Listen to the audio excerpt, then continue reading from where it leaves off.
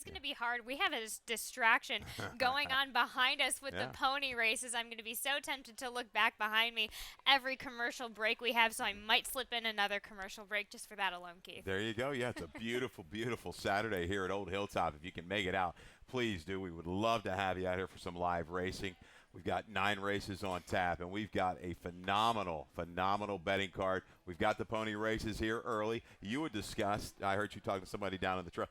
You kind of skipped right over the pony phase and right to the horses. I mean, I grew up in the sticks in Wisconsin, so I I didn't have access to any of this as a kid. So everybody who is born into this area and gets this opportunity, I think it's so special, and I'm so happy for these kids that they get a chance to do this and they get to and really get a leg up just in horses in general. So let's go ahead and take a look, and maybe we can get a glimpse of what's going on out there at the track. Oh, we can't see him from here, but you can see a little bit of something going on in the distance. Been a nice 71 today. There we go. That's what I want to see. So there's a little bit of the pony race action going on there. The ponies are walking away. They're going to come up with another race here pretty darn soon, but also that turf is looking pretty good. Keith just wanted to highlight a couple of prices yesterday as well. Right off the bat, $46.20 winner in Never Coast for Phil Capuano, Carlos Lopez. And then it was a kind of a, not quite a bookend, but Street Tough in the 7th, $38.40 for John Salzman Sr. and William Humphrey. So those are our biggest prices of the day. We'll see if we can potentially get any more for you today. Yeah, I think we're going to have some shots in here. And you talked about the Salzman first, a really gutsy effort. Challenges galore through the last 16th of a mile, dug in very tenaciously to win it. Bolstered the late pick 5, paid $18.60. The pick 6, $28.73. Now the pick 5, that carryover is gone. But we've got the jackpot super high 5 today at $397,000. The 20-cent rainbow pick 6 at $406,000. I mean, if you don't like those targets as a gambler, you shouldn't be in the game right now. But there you go, super high 5. Going to be in race 6 today, Callie, right? Race 6 every day. As per usual, race 6 every day. And, of course, that Rainbow Pick 6 starts in race number 4. Of course, that $406,768 pool. Keith, I know you're going to be putting in a couple of tickets, so best of luck. We will. We were able to kind of knock out a little bit of that pick 5 yesterday, which was good. Should have had the pick 6, but that's a story for another day. That's okay. But, yeah, I talked about it Thursday. Don't kind of lay off today. This is that tough of a card. I could see this pick 6 being a single ticket today. That's how tricky these races are. Let's get right to the action. Why don't we talk about that a little bit more? Starting in race 1, that does kick off the early pick 5, of course, in this claiming $10,000 for the 3-year-olds and upwards, which have never won 3. 6 furlongs on the dirt for the 3-year-olds and up. No scratches in this race. Keith, you and I both have Call Me Maestro, Rudy Sanchez Salmon, Victor Carrasco. Let's go ahead and take a look at that replay that you have set up on Call Me Maestro. A little bit of a Seinfeld reference there. That was a good episode with the Maestro. But, yeah, Call Me Maestro back on May the 13th. Unfortunately, a little slow out of the gate. It's been a tendency for this horse. He's got to break cleanly. Got down to the kind of, I thought, the worst part of the racetrack that particular afternoon. A little outer flow. This horse made a little run, a slight flattening through the final 1/8 of a mile. But with a clean break today, I don't see this as really a step up. Ran very well against Open Company 2 back. I think he's going to be fine here at this level, the condition 10, with a good break. Could get to the front and control things. Absolutely. You also have the number 6 underneath in Highland Dream. This one is in the barn of Chucky Lawrence. Gets Axel Concepcion, who got 2 wins yesterday. He's riding well. Slight little drop here. Rode the wave of the racetrack on the 13th. Slower flow, made a move, flattened out, but has back races that work, and I like the positional speed that Highland Dream brings to the table. The 2-horse, Crown Count Cristo, another one. Look, a lot of positives here for this one. Turning back in distance, 6 for 8 in the money sprinting, 3 for 4 in the money at Pimlico. Doesn't have a lot of true speed anymore, but could rally in for a piece. And, of course, Keith Fusel, 3-6-2-5 there in the early pick 5. The early pick 4 does start in race number 2. Keith, as per usual, you've got a ticket lined up for us. No singles today. How about Timmy Tulloch yesterday? Nails it. $212. Very good. Good job there, Tim. Yeah, I get you started 3 deep in race number 2 with the 2, 3, and 6. A wide open affair. These early races and late races, we've got some challenges. 3 deep in race 3 with the 1, 3, and 6. Like Solomon's Choice in there off the break for Mikey Girales. There's a spread race. 1, 2, 7, 8, 9, 11 in race number 4. That's for the fillies and mares sprinting. 5/8 on the grass. I had to come up with a single. I mean, if you can go 3 deep, go ahead and use a couple of the other ones that I think are logical. But I'm going to single the 6, Dialing Dixie, for Frock and Friends. $27. I believe that is my single as well, but we will get to that ticket. $27 for Keith Fusels. Again, these tickets are going to be a little bit more pricey than usual because, hey, that pool is worth it. But the early pick 4 starts in this claiming $40,000 for the girls 3 years old and up, going 5 furlongs on the turf. Scratch in the number 10, Storm Rate. Keith, you have the number 2 on top. Lita for Steve Cliceris gets Jeremy Rose in the saddle today. There's plenty of speed signed on, I thought, in race number 2. Lita is going to transition back to the turf. Saw it back in September as a 3-year-old. Comes off of a win, that maiden 40 win on the synthetic at Gulfstream Park. I like who the horse beat. You know, she beats a horse by musical design. Has come back to run a couple good races. Recently a 77 on the grass. You're by a stallion, Star Guitar, based down in Louisiana for Mrs. Evelyn Benoit. She's brought Star Guitars up here to have success. 16% with the turf sprinters. I think it works. Out of a productive race, speed to target, back to the turf. I think will improve off of that initial turf try. You also have the number 3 right on the outside underneath in your exacta. Carolina's Son for Susan Cooney gets Horacio Caramanos is second off of the layoff today. It's going to be key. I think this horse will draw plenty of play. Maybe Susan Cooney's horses don't get a slew of play. Down in Virginia, maybe a little bit more, but this horse merits a big chance in here out of a much tougher race at first level A other than above the limit. Really fast. You saw Monty's Image come out of there to win right Preakness weekend. Carolina's Son, I said, we'll get that inside trip. Doesn't quite have the speed of some of these others, but will make a run into it. And Keith Fuso goes 2-3, 6-4 in race number 2 to kick off the early pick 4. Second leg of the early pick 4 is race number 3 in this maiden claiming $20,000, going 6 furlongs on the dirt for the 3, 4, and 5-year-old. Scratch in the number 4, Sergeant Sherman.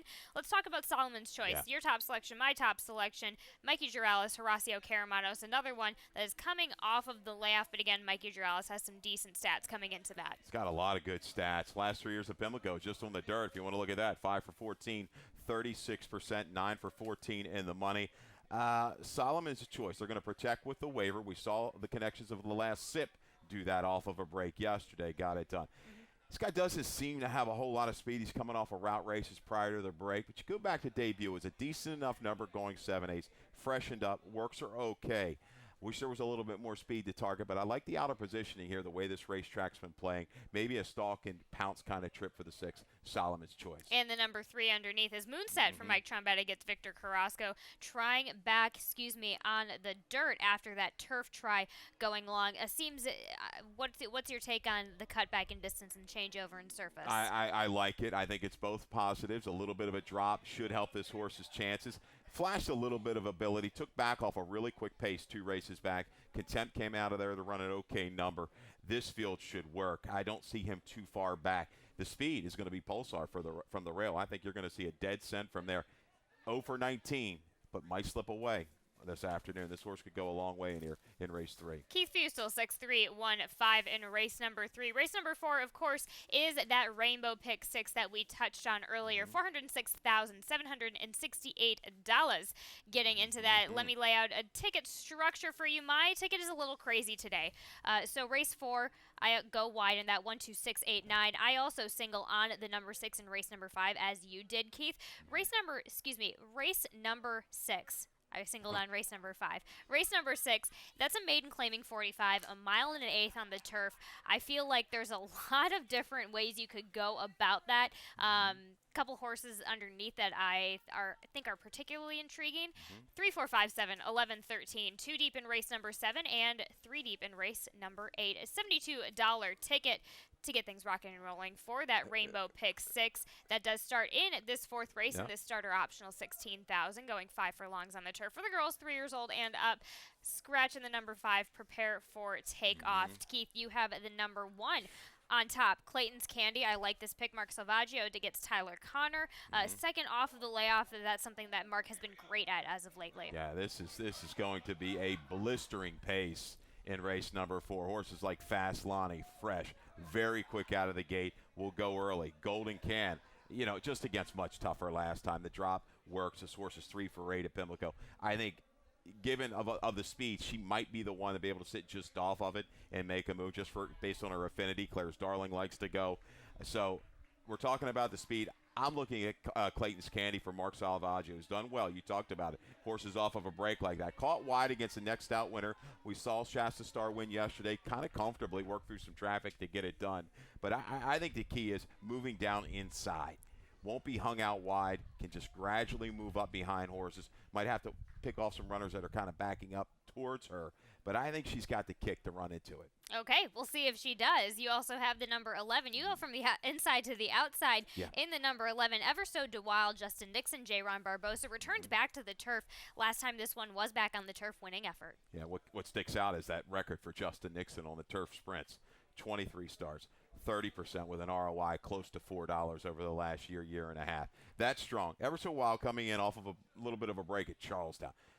She doesn't want any parts of the dirt anymore, it looks like. What I like on her form is she has the ability to sit in mid-pack and make a run on the turf, and she's bounced back off of horrific races on other surfaces to run big on the turf. I think it's going to wake her up. She's going to get the flow in front of her. I think she rallies into it. I want to get your opinion on the number 2, Golden Can. Of course, Hassan Omari, Toledo, you can't leave these ones out when it comes to short at Pimlico. Yeah, I mean, Golden Can just faced a really, really tough group. You see 45-1 in that race just, back on the 19th of May.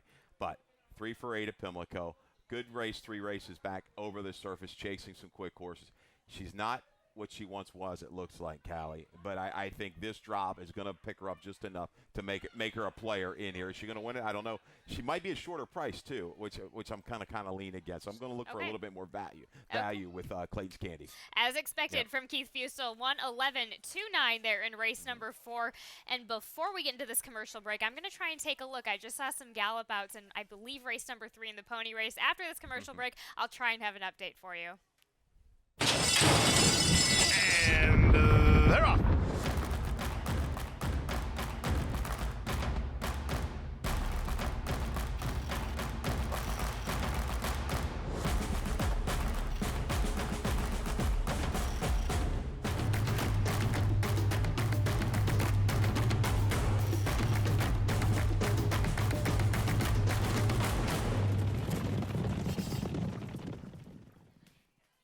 Keith, you and I may be on camera, but the stars of the show are behind us here in the pony races. They just got done in the 4th race, so I believe they have at least 2 or 3 more races to get going before races kick off. They wrap up the races about noon, but let's get back to race number 5. That kicks off the late pick 5, a claiming 5,000 for the 3-year-olds and upwards, going 6 furlongs on the dirt, scratching the number 7, Mr. Mox. Let's talk about your top selection in the number 6, Dialing Dixie for Charlie Frock gets J-Ron Barbosa. Let's go ahead and take a look at that video that you have set up for us. Yeah, his most recent race, you go back to March 5th at Laurel and got the victory at this distance, at the 5.5 furlong distance, but did it in a really kind of a gutsy way. Got caught dueling to the inside of rivals. He's able to shake clear in mid-stretch and hold form. Avoided claim.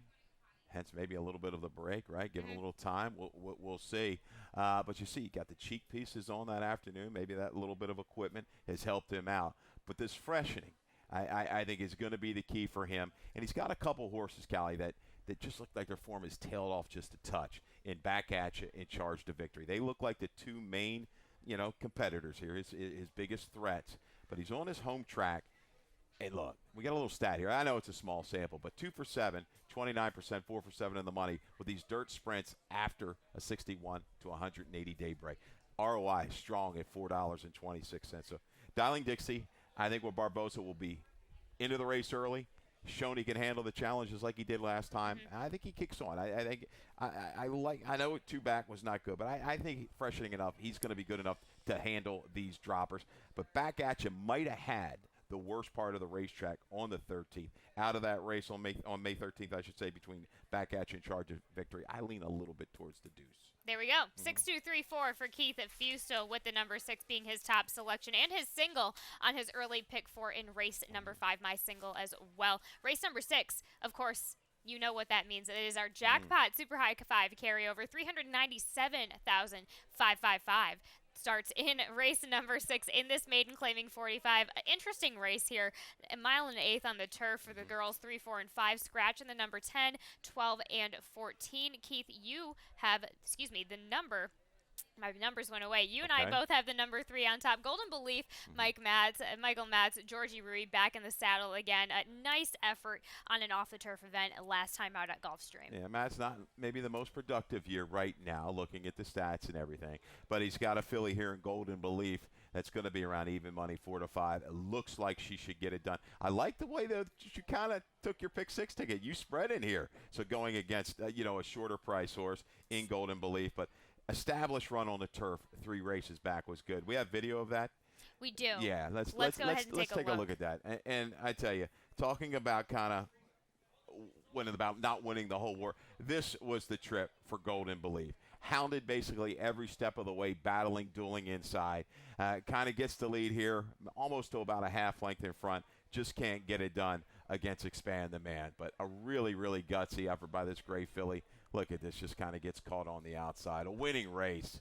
It comes back 2 subsequent tries on the synthetic. A really good one last time. But out of that race we just saw, Expand the Man has come back to run a couple really big races. Paired 80s in the next 2, 80 buyer figures. You and I also have Tonka Tough for Sean McDermott, Axel Concepcion. Of course, why not? Especially here at Pimlico where this horse is used to this track anyway. 12 to 1 morning line, but what's your take, Keith? Yeah, I mean, everybody's going to be a decent price after the favorite because I think the 3 is going to be just hammered at the windows. But Tonka Tough needed that last race, a transition from the hurdles back to the regular turf course, a little stumble, a little settle, and a belated run. If anybody's going to get a horse, no problem. They get a mile and 8. I think it's going to be Sean McDermott. No issues there. Hazelmore Beach, you also have underneath for Phil Schoenthal, Victor Carrasco. Hope obviously has to do better, but maybe more suited going along today. Callie just chasing a price here. A little belated run last summer over the turf course hasn't been seen. But a little protect move, and here for the waiver. We've seen that done before. I think there's lots of ways to go outside the 3. If the 3 doesn't get it done, it's blow up city. It's gonna really enhance that pick 6 and give somebody a chance to take it down. Let's dig into this race a little bit then. Let's talk about the number 5 Gold Digging Broad with the blinkers on, 10 to 1. This is Miguel Vera, Dennis Arujo, a combination that I do like, and I like that last effort out on May 4th. Yeah, something you can't call my wife a gold digging bra because she's not going to get anything out of me. I know that. But no, I thought the race was pretty good. A little flattening out last time, but the blinkers go on. This horse has worked well in the mornings. Another sharp workout into this. So proven at the distance. And when you look at the race, not a lot of real speed. So she can be involved early, and I think leaving that 3/8 pole, she'll be a factor in forcing the issue of Golden Belief. 3715 for Keith Fustel in that jackpot super high 5 race. In race number 6, race number 7 is claiming 20,000, going 5.5 on the dirt for the straight 3-year-olds. Keith, you have the number 7 on top. Let's go ahead and take a look at Cajun Dream. This one for Carlos Mencia with Victor Carrasco taking the irons. Yeah, a drop, an aggressive move off the break from Gulfstream to Pimlico, and the barn changed to Ned Allard. And it was the trick. Cajun Dream, who showed a lot of ability and debuted back in December at Gulfstream, got back on track. Got away with a slower pace. That opening quarter, 23-3 pedestrian-like, but really responded upper stretch and was very eager through the wire. That's what I liked. Positioned outside here. A couple of these might be just a touch quicker early, but Mencia, the last couple of years on the dirt with this little double jump, 50% jump up in claiming price, 17% with an ROI of 419. Okay. Cajun Dream's going to need to break sharp speed inside, Grand Escape, Lord Utrecht, horses like that, even Island Delight. But I think this horse will have the field measured by the time they hit mid-turn. And what about Dart? Claudio Gonzalez, Axel Concepcion, of course, cutting, back in distance from that effort over at Laurel Park at the claiming 20 level. That's good effort last time, and I think he's even a little bit better as kind of maybe that settle one-run pop sprinter. 5.5. Yep. Could it be a touch too short? Maybe with that turn back, but I think the flow is going to be to the liking of Dart. And Keith Fuso goes 7.563 in race number 7. Race number 8 is a restricted allowance going a mile and the eighth on the dirt. Keith, you and I both have the number 4 on top. Delice Vita for Phil Capuano. J-Ron Barbosa, Phil Capuano coming in with a price opening up things yesterday. Yeah, I like the last two-turn races for this one over a fast track. It worked. Really gritty effort. Last time out, encountered a little bit of trouble, was down inside, had to shift out, and kept on churning. I think this is a race where you've got to spread a little bit as well, but I like the form, the recency, the improvement on these fast tracks. Delice Vita in a race where there's not a lot of true speed, I think is a pace factor a long way in here. Sure, I absolutely see it that way as well. You and I both also have It's Viper underneath for Brittany Russell, gets Javion Toledo a win last time out. Of course, looking for 2 wins in a row here at Old Hilltop. Yeah, an improving 3-year-old. Second off, a little bit of a break for Brittany Russell. We have a video of that one as well. We do. Yeah, yes. let's go to that. And this was a very, very strong run. After some early trouble, a little steady into the backstretch, right about here, you're going to see It's Viper have to steady right there. Just gets a little bit keyed up in behind rivals, had to settle. There you go.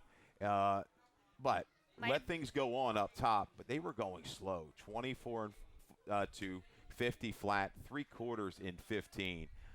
But, man, It's Viper swings out to the outside about 5 wide. I'm calling this chart this day, and I'm like, look at this horse just gobbling up ground and just levels off beautifully through the final 3/16 of a mile. Is going to win this going away. Now, rode the wave of the racetrack that day, but the improvement right now, this is a time where these 3-year-olds, he could be making just that next step to be a real good racehorse moving forward. Absolutely. You also go with the number 1 underneath. What does it take for Kieran Miggy? Carlos Lopez walking right out of the stall. I can absolutely see the appeal there, especially in that last effort, in that restricted, that state-bred allowance over at Laurel Park. Love it. You know, they brought this horse back off of some poor efforts and a protect move in the allowance company. Didn't disappoint. Had to chase on a day where the speed, that was as good of a speed day as you're going to see April the 13th at Laurel Park.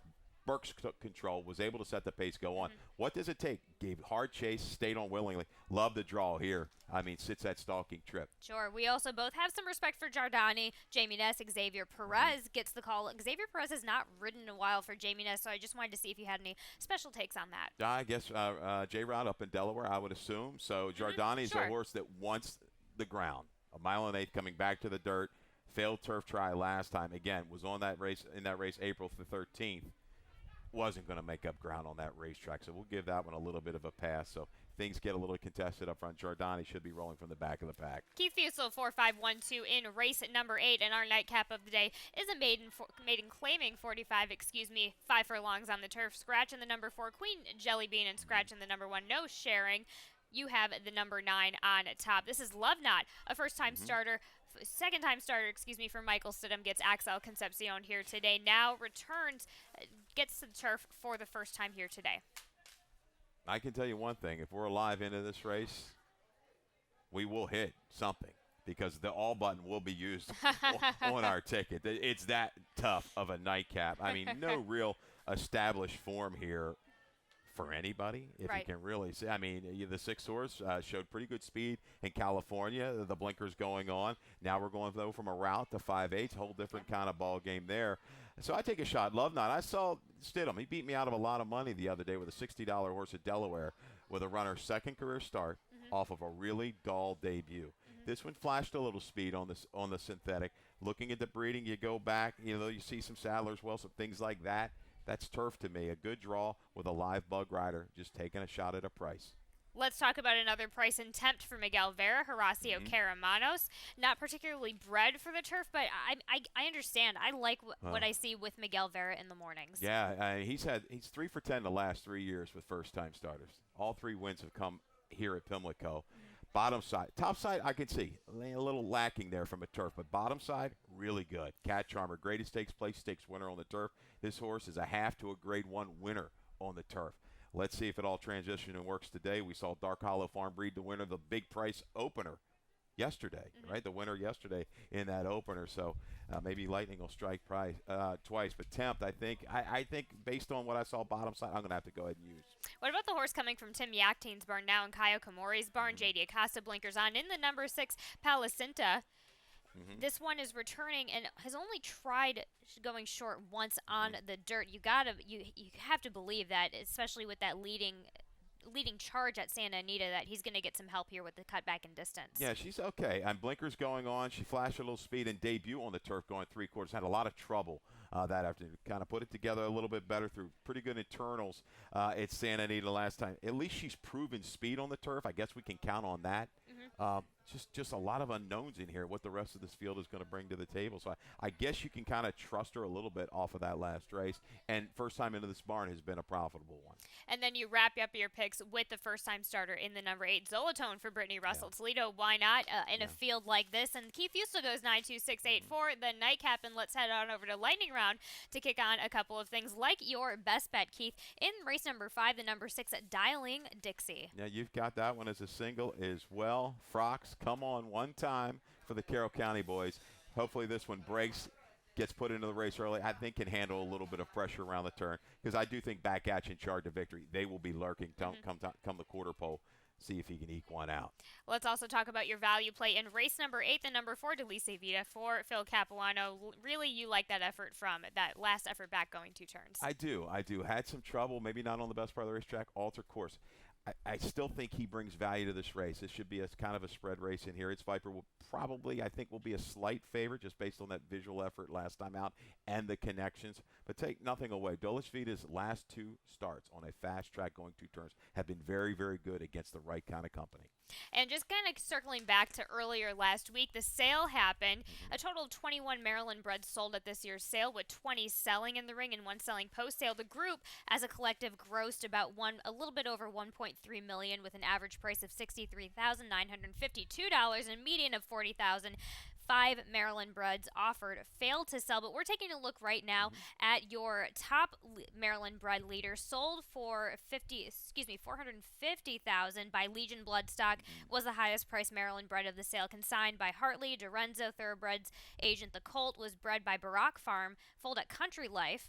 Then he previously sold for $130,000 to Boots Bloodstock at the 2022 Keeneland January of all age sale, and then again for $275,000 again Hartley, Dorenzo, Keeneland September yearling sale, and then under tack, Breeze in 1/8 of a mile and 10-1. Yeah, I haven't seen that work. Not in person, but I went back and looked at some of the videos. It was pretty sharp. Hopefully we'll see that Maryland bred around here. We'll see what happens with this 5th foal out of Yes It's True mare Martini. So we will head on over to Dave Rodman for some more changes and scratches. All right, good luck.